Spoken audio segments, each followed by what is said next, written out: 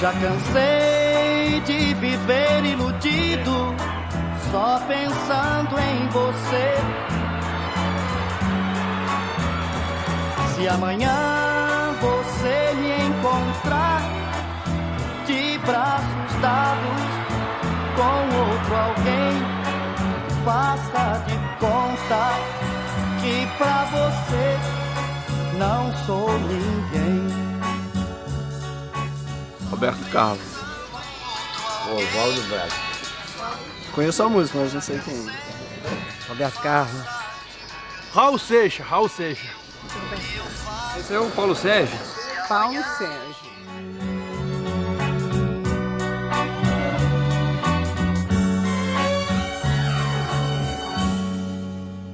Paulo Sérgio nasceu em 10 de março de 1944, em Anutiba, né, que é distrito aqui de Alegre. Filhos de pais trabalhadores, os pais eram alfaiates. Infância normal, simples. Mas ele não quis seguir carreira de estudo, não. Ele partiu mais para a música. Sempre estava na frente das brincadeiras e das festinhas. As pessoas começaram a ver que ele tinha esse lado meio que artista, né? Ele só queria ser cantor mesmo. Antigamente vinham muito esses concursos que tinha de calouros e Paulo Sérgio destacava. Igual artista, ele aprontava lá, escondia lá atrás, aí quando ele anunciava, ele aparecia no coreto, vinha de trás, né?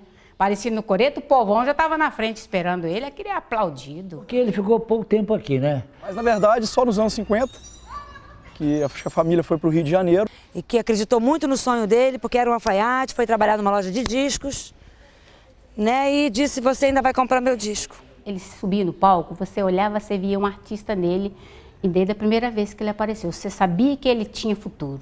Morava no Rio com os pais, apesar de ser daqui de Anutiba. Ele foi convidado para cantar no aniversário. Às 10 horas da noite, ele chegou em casa e foi se arrumar para ir para o aniversário. E o pai dele não deixou.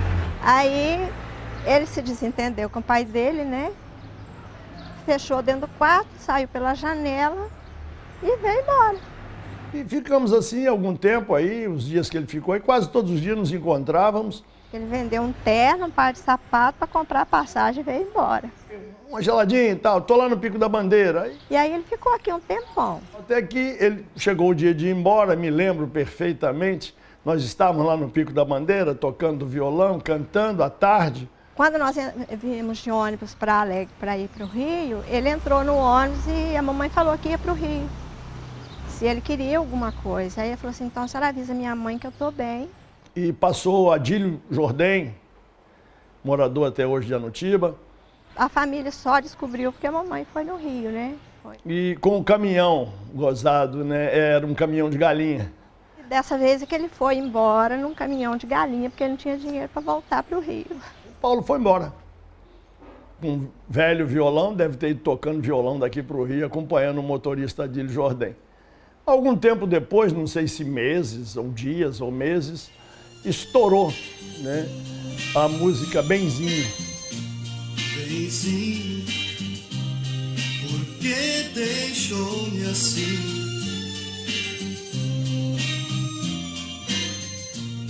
Sozinho e triste a recordar o seu beijo. Ele que gravou o primeiro compacto dele e vendeu 300 mil cópias. O Paulo Sérgio, sem sombra de dúvida, tinha um carisma muito grande, um dos maiores da sua geração. E a vida dele também era uma vida muito corrida. Paulo fazia muitos shows. Realmente ele tinha uma voz muito bonita e as músicas eram também muito bonitas. Um alegrense, né, do Lambari, teve, né, uma participação muito importante. E tão importante que chegou a rivalizar com o Roberto Carlos. O Paulo Sérgio era um terror para o Roberto. O Roberto capixaba. Não é que havia nenhuma rivalidade, só que o Paulo ele gravava 12 músicas e 12 músicas eram sucesso. Tanto que aquele disco O Inimitável dizem que foi feito para o Paulo Sérgio. Eu acho que o próprio disco Inimitável responde a pergunta. Será que esse cara canta melhor que eu? Então ele ficou um pouco excluso do movimento Jovem Guarda, porque existia essa rivalidade entre o fã-clube do Paulo Sérgio e o fã-clube do Roberto Carlos, que eles tinham um tom de voz similar. Ele teve até uma briga com o dono da gravadora, porque o dono queria que o dono ou empresário dele, não sei, queria que ele mudasse a voz, porque a voz dele era parecida com a do Roberto. E ele teimou, falou assim, não, eu não vou mudar, porque essa é a minha voz, eu não estou imitando ninguém, eu estou fazendo o meu caminho. Mas o Paulo não esquecia aqui do nosso Alegre. Ele vinha sempre, durante as festas e sempre que ele tivesse oportunidade, ele viria. Era muito amigo do Sérgio Espinoso. À noite, às vezes, buzinava, Paulo aqui me chamando. Eu andava pela rua, normalmente. Ele vinha nos carrões dele muito bonito. E eu lembro de um carro dele chamado Impala, que era o carro importado, é só gente rica que tinha desses carros. E trazia amigos também do Rio de Janeiro para as festas que eles faziam aqui. Um que eu lembro bem é um chamado Tony D'Amito, né? Tem uma imagem que eu guardo dele com meu pai, que é papai dando simbolicamente a chave da cidade ao Paulo Sérgio. Além disso, ele cantava, né? Nos botequins. As coisas que a gente escuta de falar de Paulo Sérgio antes dele ir embora para a cidade grande era que vivia nos bares, tocando violão, fazendo serenatas. Então, de repente, esse rapaz que não era tão bem visto pela sociedade, chega como uma estrela nacional. Tinha inveja. O cara fez sucesso, chegava aqui Alegre, com certeza as meninas ficavam assim agitadas, né? Uma corrente contra ele, você estava com uma corrente, como se diz, não é inimiga, mas de ciúme. O cara chega numa cidade como Alegre, com Mustang conversível. O pessoal só tinha Jeep e Fusca. Ele estava no baile de carnaval e começou uma briga. E houve lá um desentendimento entre um primo do Paulo com um rapaz aqui, de uma família aqui de Alegre, porque as menininhas, né, o Paulo, as menininhas, é claro, iam mais, é claro, é uma curiosidade, sei lá. Não precisa citar a menina, né? Se o rapaz veio, se sentiu ameaçado, ele veio afastando em direção à nossa mesa, onde estava Paulo Sérgio, eu, se não me engano, Eustáquio Sena, Tony D'Amito. E beberam umas piritas lá, uma cervejada, teve uma briga danada. Então ele disse assim, alto lá, gente, aqui quem fala é Paulo Sérgio. Aí começou, empurra e desandou uma briga. Entendeu? Então, infelizmente, é um ser humano. Falaram um monte de coisas pro Paulo, que eu ouvi, e o Paulo ficou quieto na dele. E aí alguém jogou garrafa, jogou isso, aquele negócio. Eu acho que foi uma injustiça muito grande que fizeram com ele. E ele ficou chateado. Inclusive, quando ele machucou o pé, eu fui para casa do meu pai, que era do lado. O Paulo acabou sendo o foco principal para o seu Paulo Sérgio, porque está na crista da onda, da música, aquele negócio todo. Talvez cause até um certo tipo de inveja, sei lá. Mas aquilo acabou, nós só saímos dali, fomos para a casa do prefeito Antônio Lemos Júnior. Para colocar curativo no pé. Eu acho um absurdo isso aí. Uma cidade igual Alegre, que tem 30 mil habitantes, ter um ícone tão forte e ao mesmo tempo você pensar que ele está tão esquecido, realmente é uma pena. O anônimo, ele não tem valor. Que ia contar na cidade onde que ele nasceu, na cidade onde que ele viveu, ele tinha ido passear e ninguém tinha dado atenção para ele. Só porque ele era um cantor e não tinha fama. Nós não temos um ícone. Acho que a gente deixar que nossos ídolos caem no esquecimento, deixar de dar importância às pessoas que tiveram uma representatividade, que foram líderes, ou que tiveram a sua voz levantada e foram escutadas, eu acho que é o primeiro passo para a decadência, talvez, de uma população. O Paulo Sérgio poderia ser esse ícone. E um dia, a minha madrinha, vou ser grande um dia e vou voltar. E o povo então irá chorar depois do samba. Depois de um samba meu, irá então se desculpar pelo que aconteceu.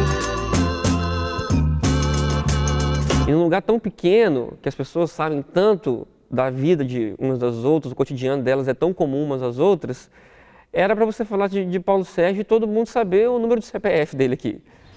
A memória do povo, né? Se o povo do Alegre aprender a valorizar as coisas daqui é muito bom. A memória do povo é fraca. Aqui, depois da morte dele, é que ninguém falou mais nada. Vou falar realmente da mídia em si, mas partiria dos políticos. Eu acho, por exemplo, o papai foi prefeito ali, fez homenagem a ele. Os prefeitos seguintes sequer lembrar de Paulo Sérgio. Ele era apaixonado pelo Alegre, pelo Anutiba. É uma tristeza que a gente tem. É que nenhuma homenagem foi prestada ao Paulo Sérgio. Eu acho que é legal resgatar a música em si. Tocar mais a música dele. Porque não toca. Que valorizem aquelas pessoas que valorizaram a sua terra. Porque você chega em São Paulo, as fãs estão todas lá. Você chega no YouTube, tem tudo. A gente sabe que no Brasil os fãs-clubes dele são muito grandes. E até hoje, né, é o túmulo mais visitado em 2 de novembro, no dia de finados. E aí vai chegando um monte de gente, aí vem violão, aí vem não sei o quê, aí vem. Tudo isso aqui fica cheio. Tem gente que fica encostada ali 2 horas de bate-sol. A gente está atento a esse tipo de questão. Eu acho que esse é o pontapé inicial. E chegou o momento de nós nos orgulharmos, né, de termos sido conterrâneo dessa pessoa que em tão pouco tempo de vida artística conseguiu, né, atingir um patamar tão grande. Eu acho maravilhoso, depois de 30 anos, ele ter tantos fãs. Ele era bom demais para ser renegado. O Paulo Sérgio poderia ser o número 1 dessa história. A vida é assim, né? O cara estava cantando com dor de cabeça e disse, eu volto aqui. Né? Eu volto aqui para cantar quando eu estiver melhor. E não pôde voltar. Mas fica aqui a minha homenagem eterna a esse ídolo que o Alegre deve valorizar. Mas você deve sempre lembrar que já me fez chorar. E que a chance que você perdeu nunca mais vou lhe dar. E as canções tão lindas de amor que eu fiz ao ar para você, confesso, iguais aquelas não ouvirá.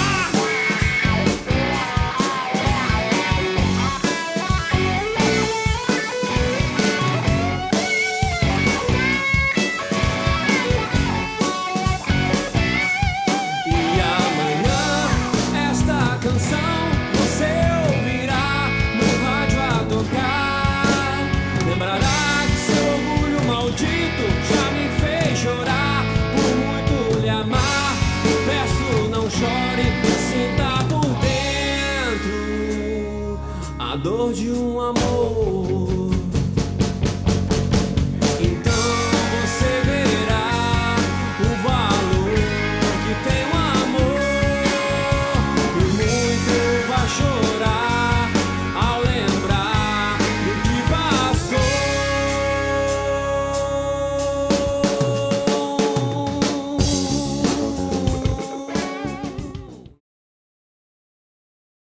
Um ícone capixaba, alguém que deu certo, de verdade. Fez sucesso, ganhou muito dinheiro. Esse alguém, quem é? A pessoa mais famosa do Espírito Santo. Quem é? Paulo Sérgio.